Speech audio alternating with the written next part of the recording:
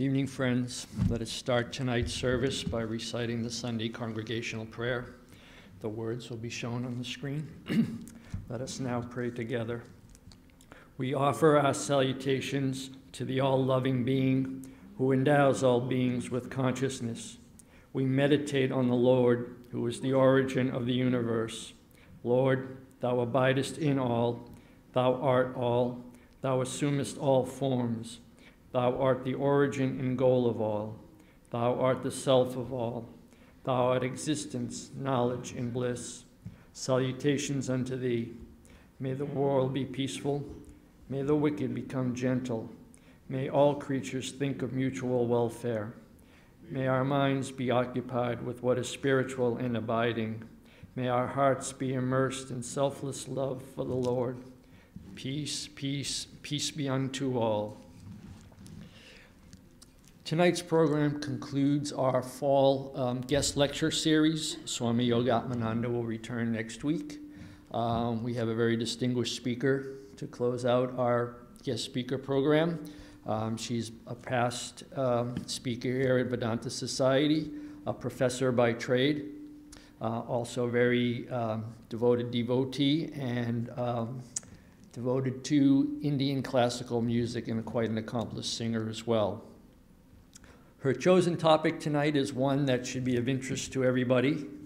Whether we are like Swami Vivekananda, who can choose the final moment at our own command, or whether the god Yama will evict us from this bodily house at a time and place of his choosing. Either way, we will all face the final moments, at least in the bodily aspect, and maybe she will answer the question too, is it from a Vedantic standpoint final at all? So I don't want to stand between you and her any longer. Please welcome to the podium Professor Donna Maurer.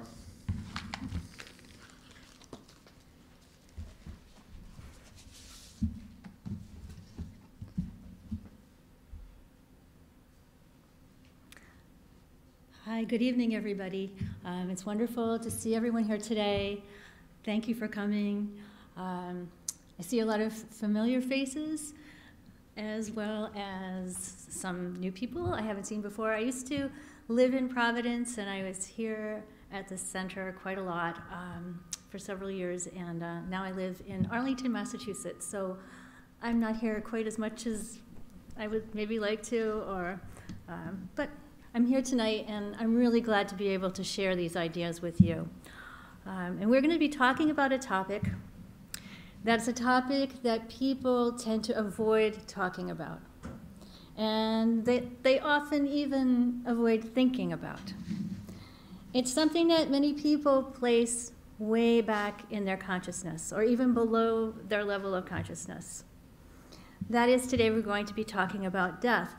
And not so much about the afterlife or views about what happens after death. So thanks, Chet, for your wonderful words, but I'm not sure I'm going to be actually able to answer the question that you posed at the beginning, but maybe that will be for another talk. Tonight, we're going to be talking more about preparing for final moments and talk about why this preparation is so important.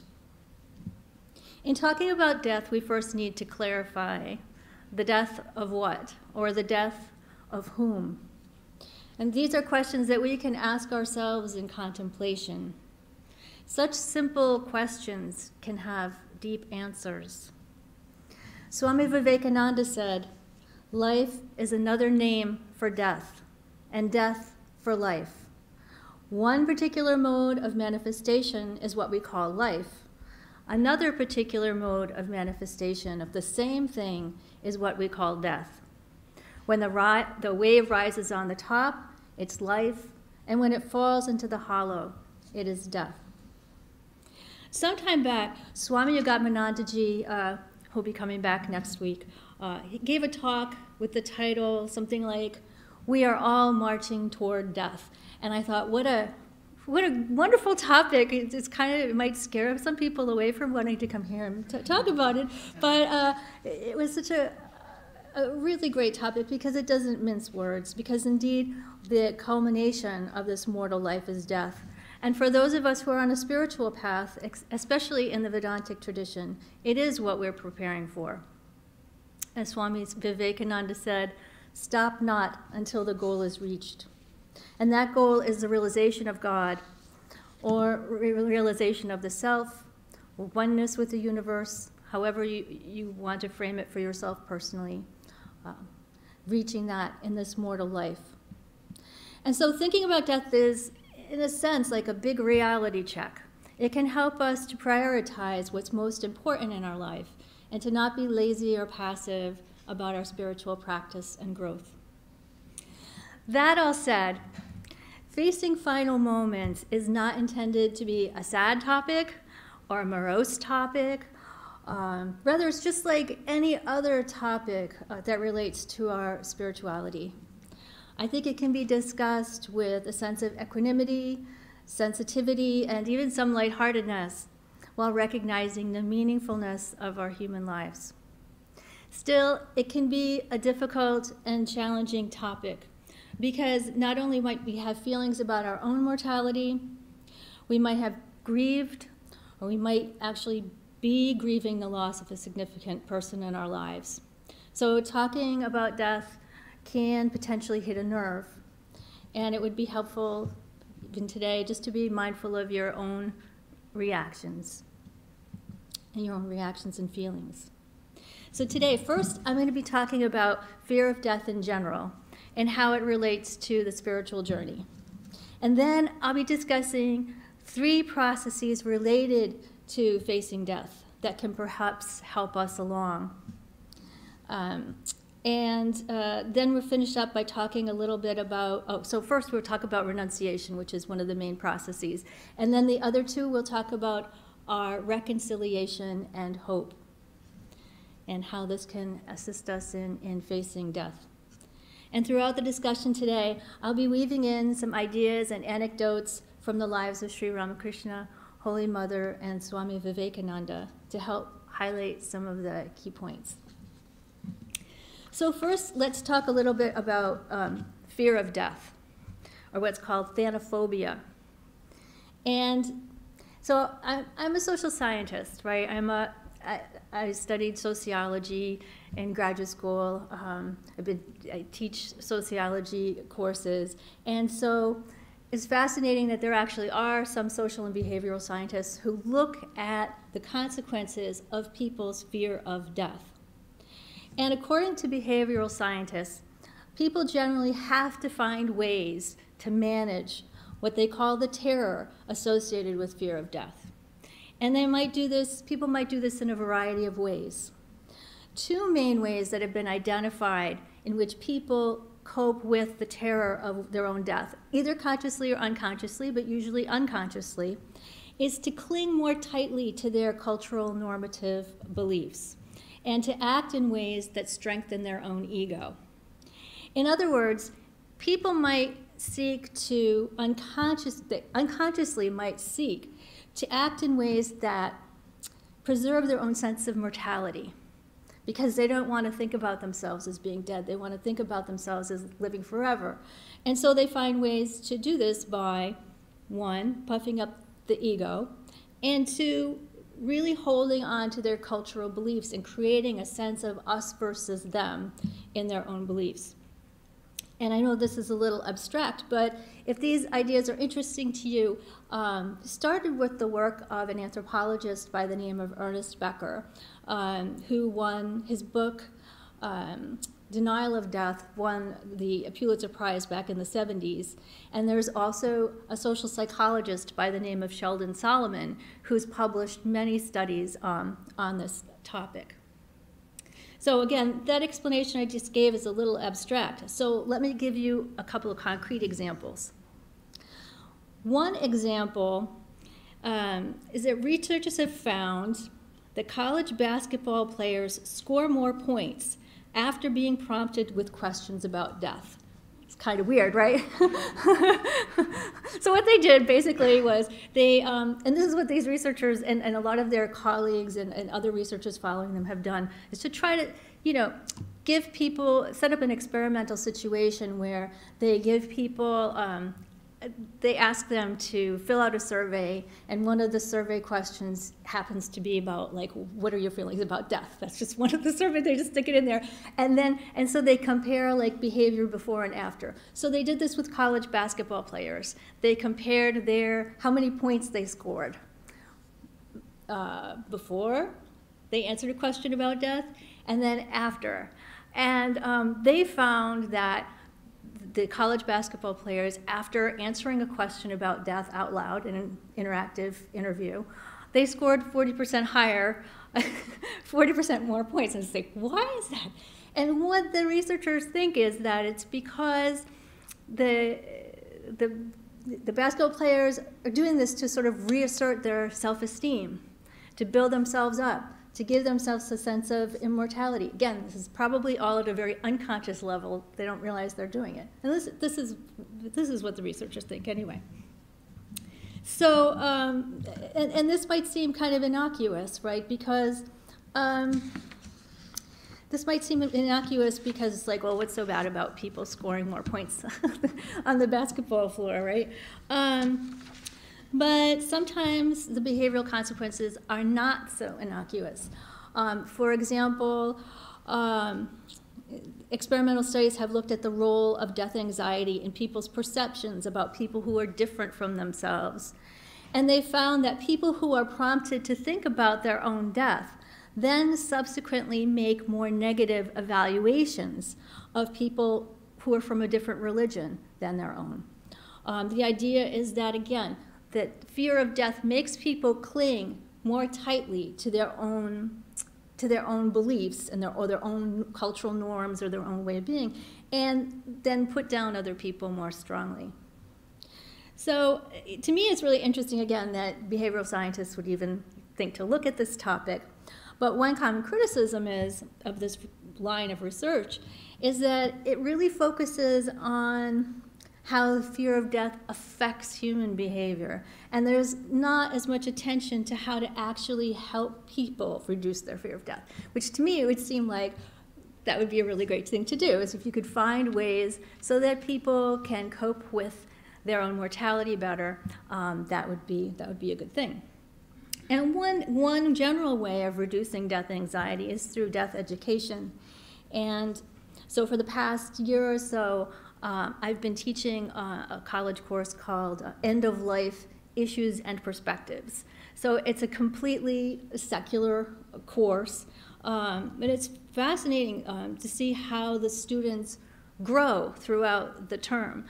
First week of class, and I teach online. I teach online for University of Maryland. And so the students come into class. It's a general elective class, so students from all different majors take the course. And first week, the students are like, I'm so afraid of this class. I don't know how I'm going to participate in the discussions. I'm so afraid of death. I don't want to talk about it. But my advisor told me this was a good class and that I would like it.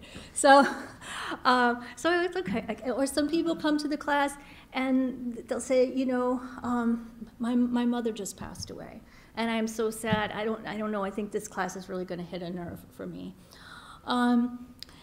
And then other people say, I took it because I heard that it was pretty easy and and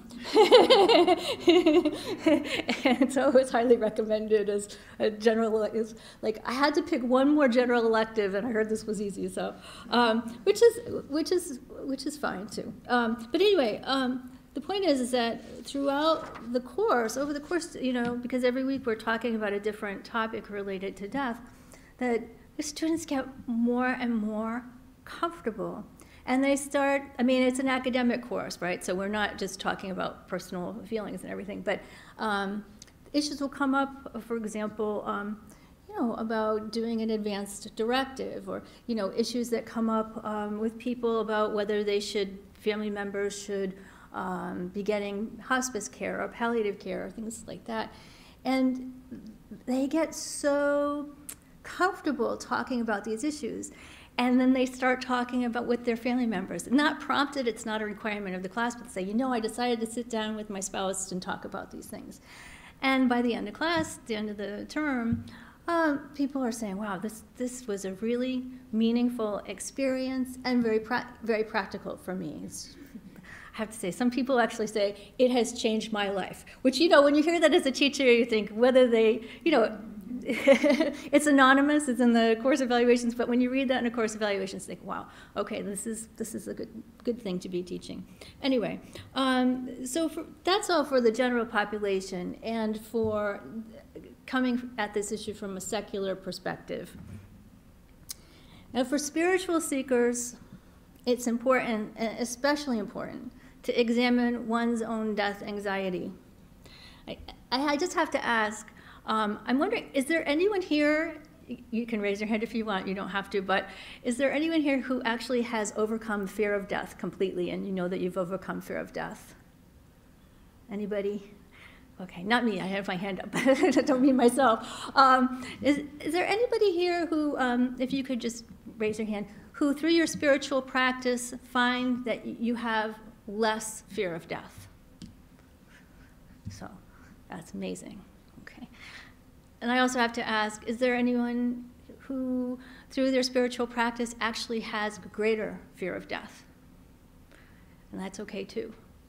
Because it means, you know, if that does happen, if through your spiritual practice you start feeling a fear of death, it means that probably that it's because you're addressing the issue in yourself. And so I think that, you know, don't be surprised if that does happen. But many people indicated that it has reduced their fear of death, which is wonderful.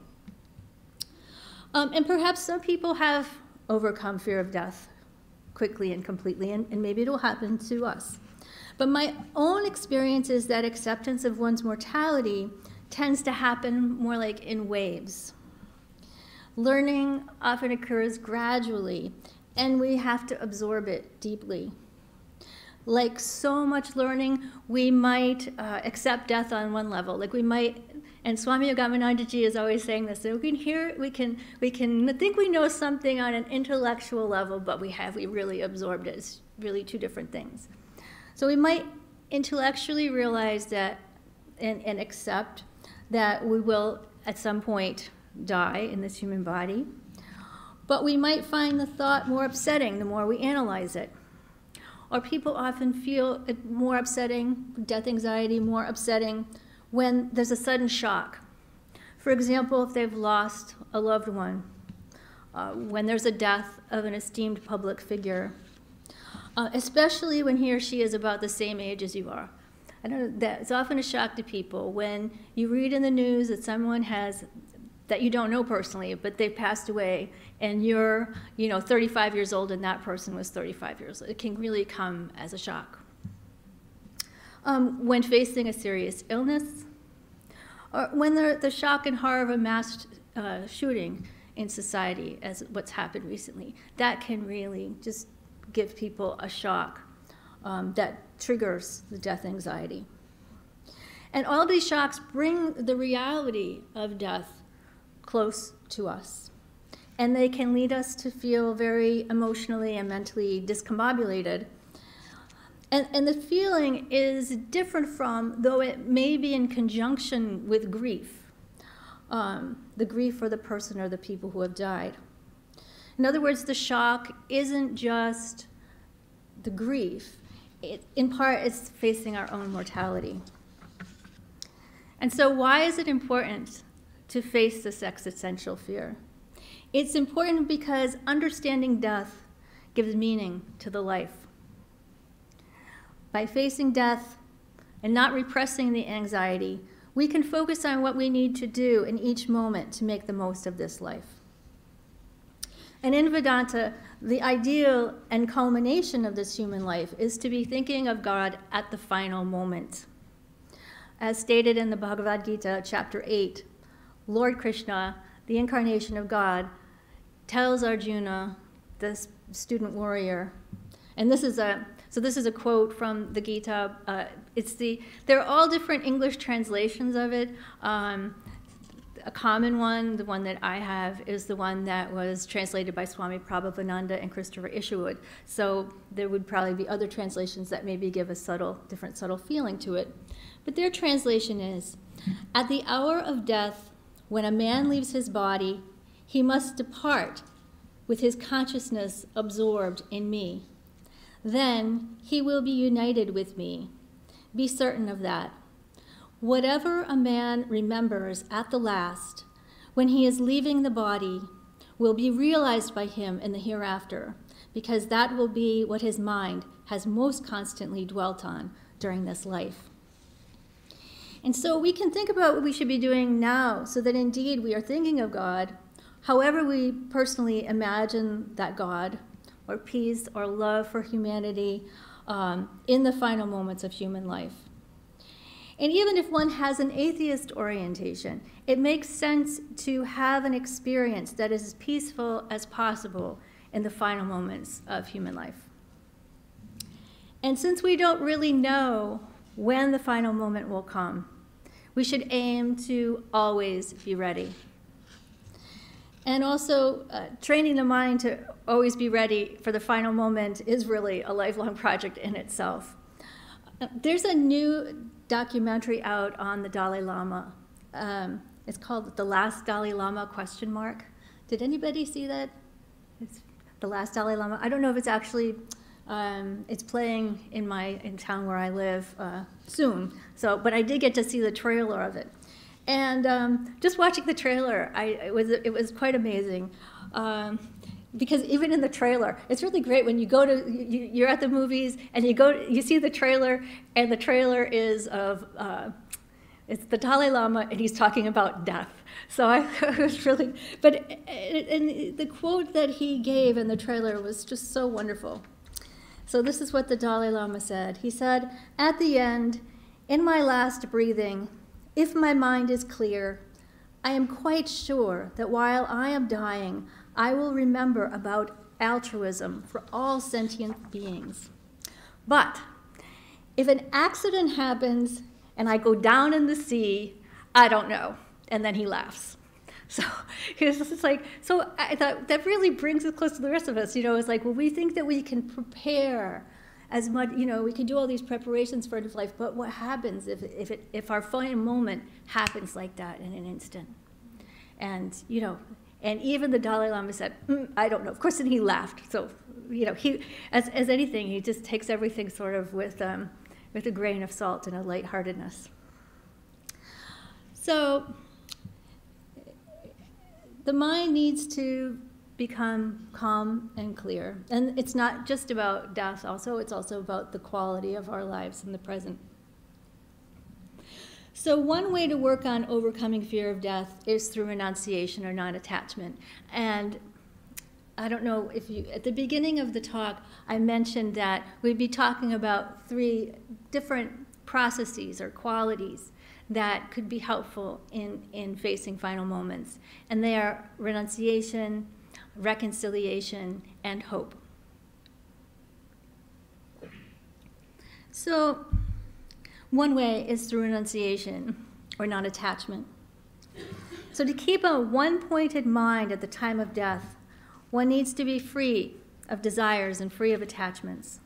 Otherwise, the desires or the regrets of not fulfilling desires will take center stage at the end of life.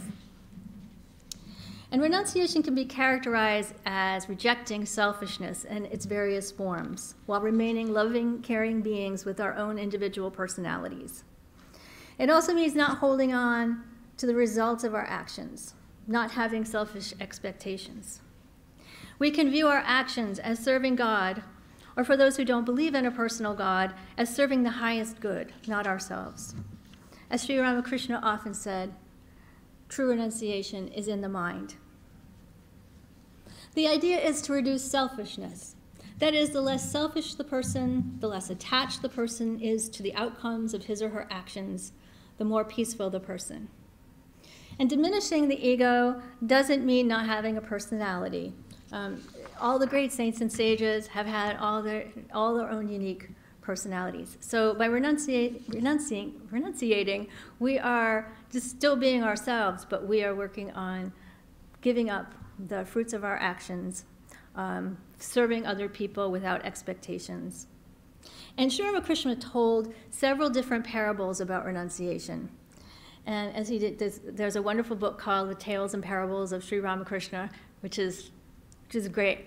because it doesn't even look that big, but there are just like many, many dozens, if not hundreds, of little parables. And the nature of the parable that he would tell would depend in part on his audience and the particular message he wanted to convey to the receiver of the parable.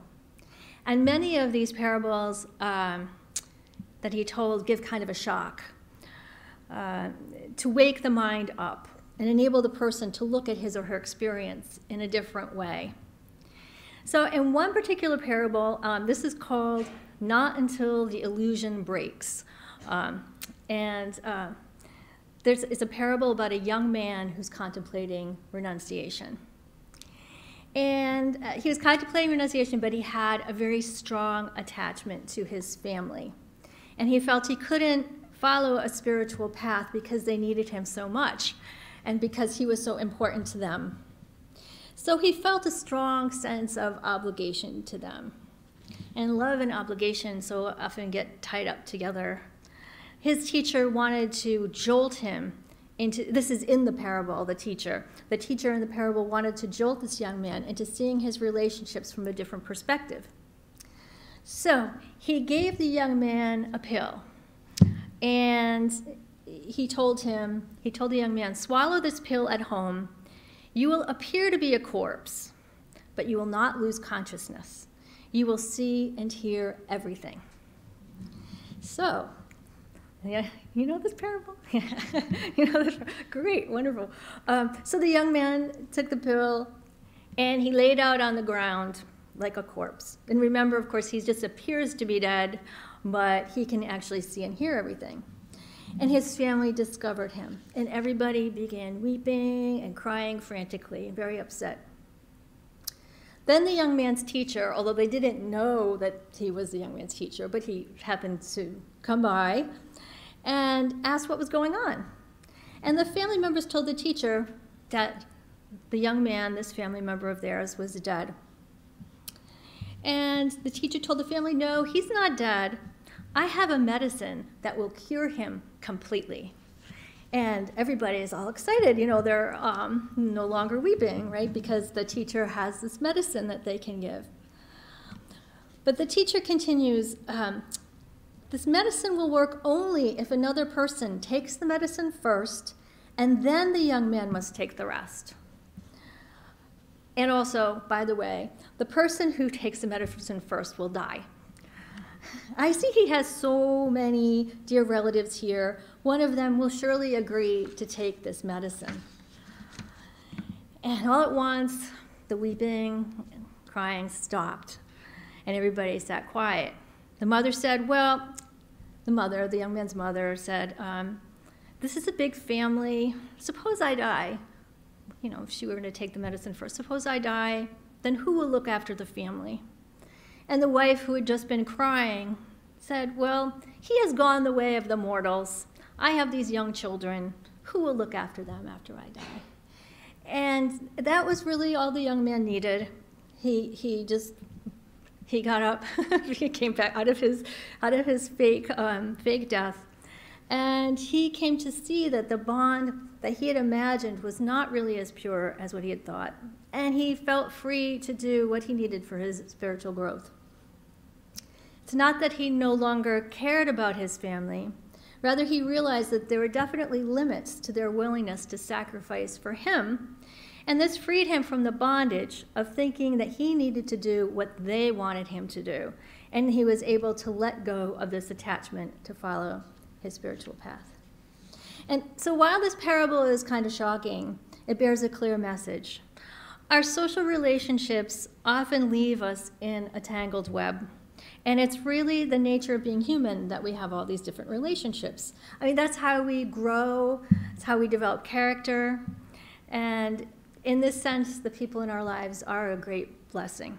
Don't get me wrong about that. But at the same time, we need to orient ourselves and our relationships in ways that we don't get caught up in them. Swami Prabhupada wrote a really nice article on this topic, and it's called Spiritualizing Our Human Relationships. And the Swami said, spiritualizing our contacts with others means feeling our basic original spiritual connection with one another. That is, that we are all divine beings, one without second, ever pure, ever free, and ever blessed, and relating to others on that plane. This should be spontaneous and easy, but yet in practical life, it appears to be an uphill task. It is just a mental process. We are not superimposing or creating spiritual relationships, rather effecting a change of attitude that allows us to perceive this truth. And this is right in line with the idea of renunciation being a change in attitude, which leads to changes in behaviors. One caveat when discussing renunciation or non-attachment is that while we are working to develop our understanding of death through our spiritual practice and spiritual study, this shouldn't make us hardened and callous to the pain of other people. And in fact, it really should just be the opposite.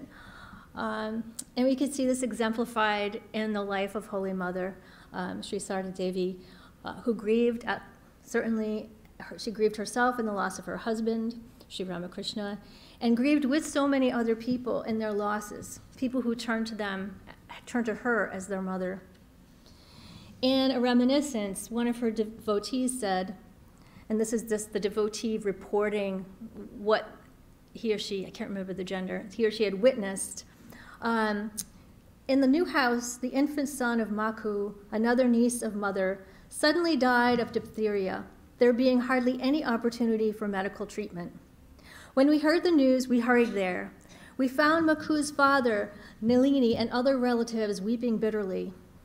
Mother was very fond of the child. She, too, seemed sad and grief-stricken. However, in a moment, she started to console the others and comfort them. Her forbearance impressed me deeply. We could see many other instances in Holy Mother's life of her grieving at the loss of human life. And those are reported in the various biographies of her life and other reminiscences. For example, when her husband Sri Ramakrishna left his mortal body, she was grief-stricken and saddened. While she initially cried out when he entered Mahasamadhi, she went silent and proceeded to carry out the rituals expected of a widow at that time in India. And what happened next is truly beautiful. As Holy Mother began to follow the customs of a new widow, she began to remove the bangles from her wrists. And Sri Ramakrishna appeared to her in a vision, took her hand, and said, "Why are you acting like a widow and removed your bangles? I have just moved from one room to another." Holy Mother then continued to wear the bracelets, and seeing the bracelets, which signified that Sri Ramakrishna was still indeed among them, even though he wasn't in the physical form, helped console the others who were also grieving. And we also find that at the end of Holy Mother's life, she took time to withdraw inward. She must have completely understood that the time was drawing near. All her life, as many of you know, she was wrapped up in very complicated family relations, especially due to her niece, Radu, who was extremely difficult and troubled, and by all accounts mean to the point of being abusive. Radu was Holy Mother's yoga maya, keeping her mind and being focused on the human plane. But at the end of her life, Holy Mother was preparing to leave her physical body. She did not want to see Radu, not out of any meanness at all, just simply because she wanted to withdraw her mind from earthly concerns. Similarly, as Swami Vivekananda drew towards leaving his body, he began to detach from earthly concerns. Near the end of life, he told the devotee, "I'm getting ready for death." He wouldn't give his opinion on any matter. Whenever somebody asked him about something, he would just say, "You may be right, but I cannot enter any more into these matters. I'm going down to death." So at the end of life, we can see that increasing renunciation through withdrawal can be part of the process. Again, it's not avoidance, it's not a lack of caring for others, but a necessary part of going within and being focused at that crucial time. So I next wanted to say a few words about reconciliation. And related to this freedom from attachments that we just talked about is reconciliation. The definition of to reconcile is to cause to exist in harmony, to make or show to be compatible. I think that the key word associated with reconciliation is harmony. Now, that is, the idea of reconciliation is to make efforts to harmonize. Reconciliation is a way to make sure that we have no regrets at the end of life. It also means taking care of any unfinished business so that at the end of life, all is completed and resolved and there aren't any loose ends. Some forms of reconciliation are more social and others are more personal. On a social level, reconciliation can mean coming to terms with fractured relationships by working to resolve difficulties that we may have had with other people. So it might mean getting back in touch with someone that we have something that unsaid that we feel that we really want to say. Sometimes those difficulties can't be worked out effectively, and so if that's the case, then it means coming to peace with those relationships. Again, the key word here is harmony. We want to keep our relationships harmonic. And again, ideally, these aren't things that one would be doing just like if one knew when we're at the end of life, but practices that we can engage in all the time. And on a personal level, reconciliation can mean taking care of unfinished business in our life. In other words, sorting out our life and coming to terms with it. It may mean taking time to do things that we'd like to do in this life. Perhaps through renunciation, a person has given up many wants. But at the same time, we need to look at ourselves realistically. And if there's something we really want to do and have the means to do it, we should act so that there aren't any regrets at the end of life. And sometimes people call this bucket list. You may have heard of it, right? I saw recently now there's something called virtual bucket list, where people can wear, what are those, like 3D? Virtual reality glasses, and for people who aren't able physically to experience some things they had wanted to experience, as a way for them to be able to do so. The idea is that we don't want to reach the end of life and you know, say we're subject to illness or whatever, and we only have a short time left to live. Maybe our physical being has been compromised. We don't want to be feeling like, oh, you know, I wish I had done this, this, and this. I wish I had talked to this person and that person. You know, whatever those things are, there are things that we can work on in the present. And also reconciliation can just mean coming to terms with our lives as they are and living each moment as if it is our last. In other words, we can become reconciled to the present. We also might need to go back in time mentally and reconcile ourselves to the past. And another aspect of renunciation is how we deal with all our stuff, which is, in a sense, can turn out to be some of our unfinished business. Actually, Shrikant picked me up at the train today, and we were talking about paring down physical stuff and what to do, especially with books. That's always really difficult. How do we reconcile all the books that we've accumulated that we love? We don't know if other people will actually love them so much if they're left to have to sort through them. And not even just books so much, but all the different things that we collect in life. And because what happens to all of our stuff after we pass away? Somebody's left to deal with it. So it's just something to think about. And there's actually been a book that just came out. The book is called The Gentle Art of Swedish Death Cleaning. And a great title, right? It's a very inviting title. And I haven't actually seen the book. I just read about it and read parts of it, and it's very intriguing. Of course, that's just another book to collect, right? But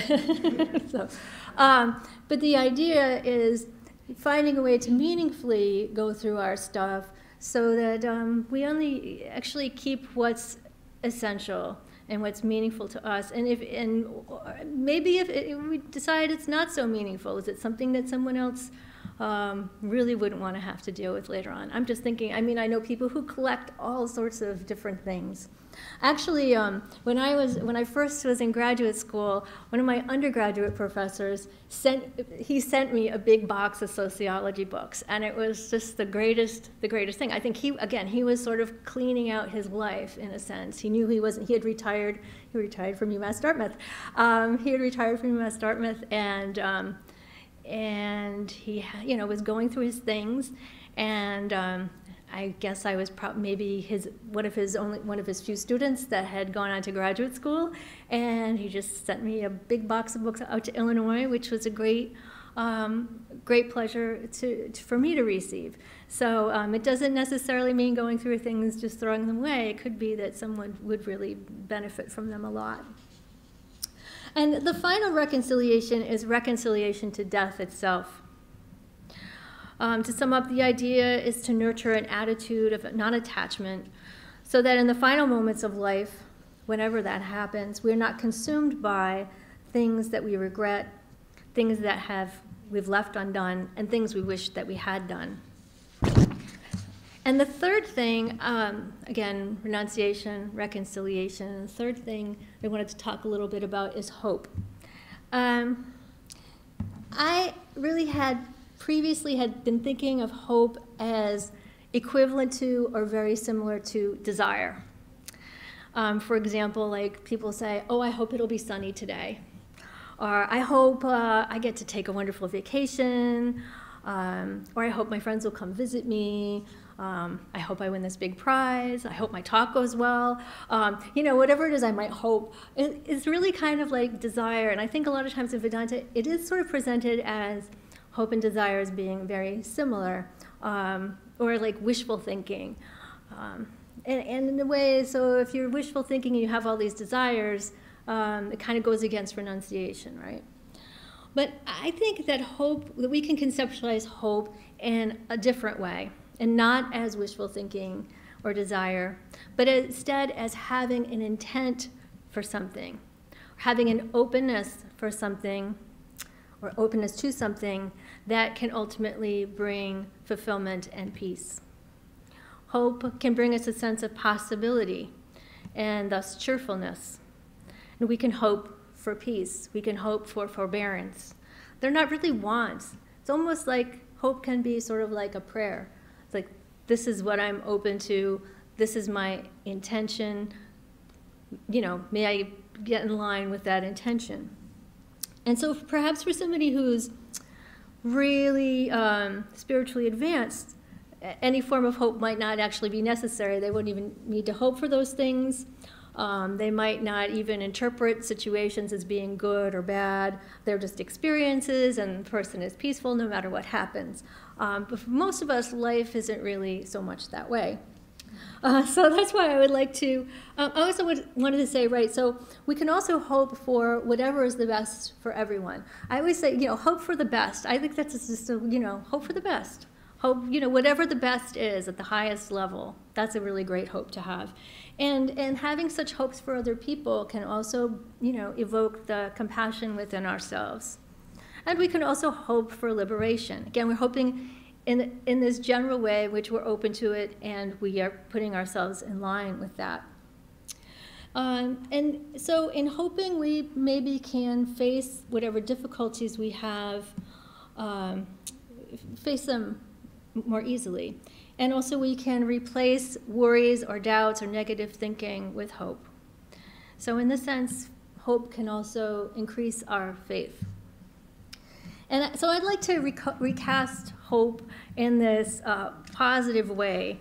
And there's a beautiful poem I ran across, and it was really just, I don't know, some kind of divine inspiration or something, because I was just reading these different poems, and I was thinking about these issues, and I happened to run across this beautiful poem by the Nobel laureate Rabindranath Tagore. And he wrote a poem called The Grasp of Your Hand. And it's a really beautiful poem that I think conveys the essence of hope. And so it's really short. So this is his poem. He says, "Let me not pray to be sheltered from dangers, but to be fearless in facing them. Let me not beg for the stilling of my pain, but for the heart to conquer it. Let me not crave in anxious fear to be saved, but hope for the patience to win my freedom. Grant me that I may not be a coward, feeling your mercy in my success alone, but let me find the grasp of your hand in my failure.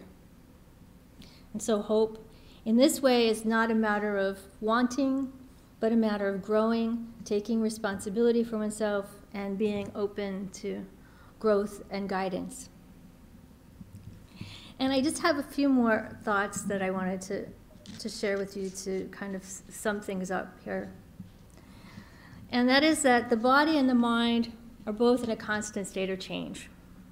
And every minute, 300 million of our cells die every minute. And everything in this mortal world is basically, it's all in a state of flux. So we can imagine this changing, this birth and death in our cells, and reflect on that which is unchanging. Swami Vivekananda stated in the book, Life After Death, quote, "The body is dying every minute. The mind is constantly changing. But beyond this momentary sheathing of gross matter is the Atman, the true self, which is permanent and ever free." So on one level, we can say that we're facing final moments all the time. In every sense, in a sense, every moment could be a final moment, and it is for certain cells of our body that are all, transforming. And some moments in our lives stand out. For example, we face final moments when we undergo life transitions, and also people come and go out of our lives. We were just talking, several of us were talking about Pat and Pamela, who recently moved away, who we all care about and love so much.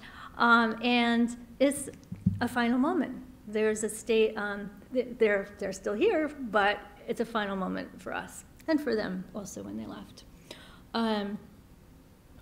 So we face these final moments all the time, not just at the end of life.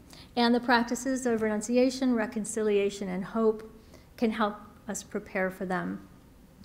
Rather than moving unconsciously through life and letting unconscious fears about death direct us, as we talked about at the beginning, renunciation, reconciliation, and hope can help us face death in a conscious and purposeful way. And so may we all be guided to fill our lives with peace, love, and compassion, and to grow in ways that will make it possible for us to experience liberation in this human life. May we appreciate all the experiences and all the people in our lives that help us grow. And may we have the strength and tenacity to keep moving forward and to live each day as if it might be our last. And so that's the end of my talk, but what I'd like to do is just, I know it's sometimes done to have a moment of silence just for a few moments. Just if you want to close your eyes, you don't have to either close your eyes or just turn within however you'd like to for just a moment, and then we can have a little discussion, or I can answer some questions.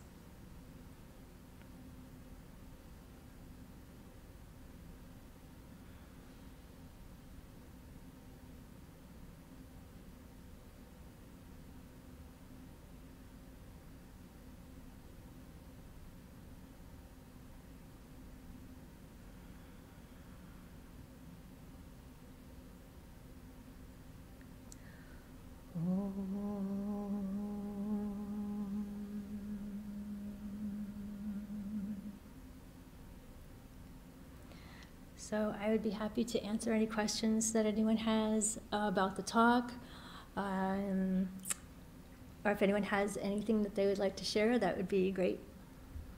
That would be great too. Yes, hi.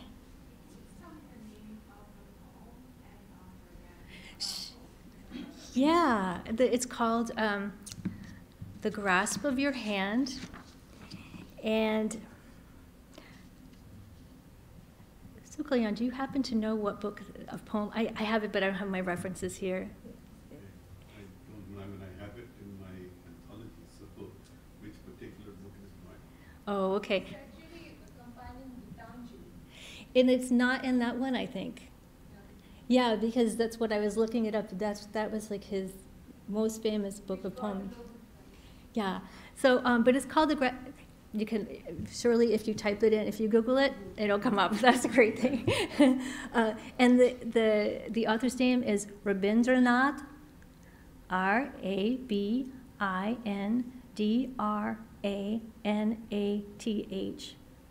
The last name is Tagore, Tagore.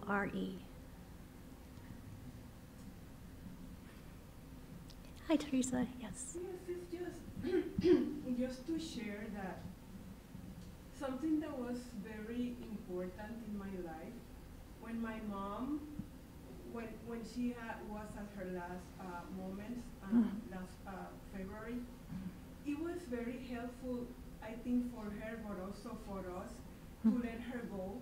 So when I was next to her and she was in her deathbed, I was telling her, my sister did the same. We told her, it's okay, Mom, you can leave. It's okay, we will be fine. It's okay, just let it go. And I think that was very helpful for her, but also for us.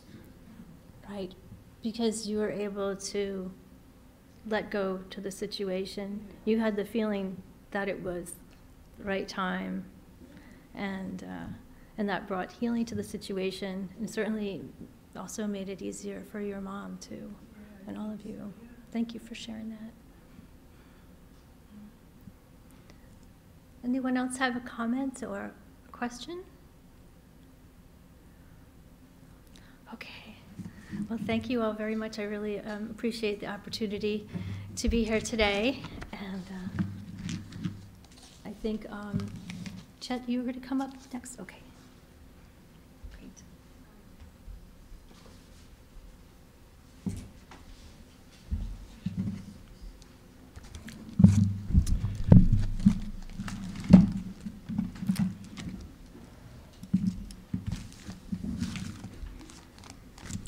Thank you, Donna, for a very thoughtful and very thought-provoking and lighthearted talk on a very serious topic. I was thinking of taking your class, actually, but I was a little concerned about what would be on the final, so I decided not to take it. No exams. No exams, okay. All right. So Swami Yogatmananda will be back next week. Tuesday and Friday classes will go on as usual. Tuesdays are picking up a new book, Sri Ramakrishna and His Divine Play. On Fridays it will be Jnana Yoga by Swami Vivekananda. That will continue. Next talk, the Sunday talk will be given by Swami Yogatmananda, and the title is Meaning of Rasa Leela, and that will be followed immediately by a sitar concert. There's an upcoming spiritual retreat on Saturday, December 2nd from 10 a.m. to 7 p.m. The topic is learning to breathe, and that will be given by Swami Yogatmananda as well. The fee is $20 if registered by November 24th, after which it goes up 50% to $30. So I think with that, we can do the closing prayer. May the Divine, who is Father in heaven of the Christians, Holy One of the Jewish faith, Allah of the Muslims, Buddha of the Buddhists, Tao of the Taoists, Great Spirit of the Native Americans, Ahura Mazda of the Zoroastrians, and Brahman of the Hindus, lead us from the unreal to the real, from darkness to light, from death to immortality. May the all-loving being manifest unto us and grant us abiding understanding and all-consuming divine love. Peace, peace, peace be unto all. After Arati, you'll all have the opportunity to meet with Donna down in the corner as per our standard tradition.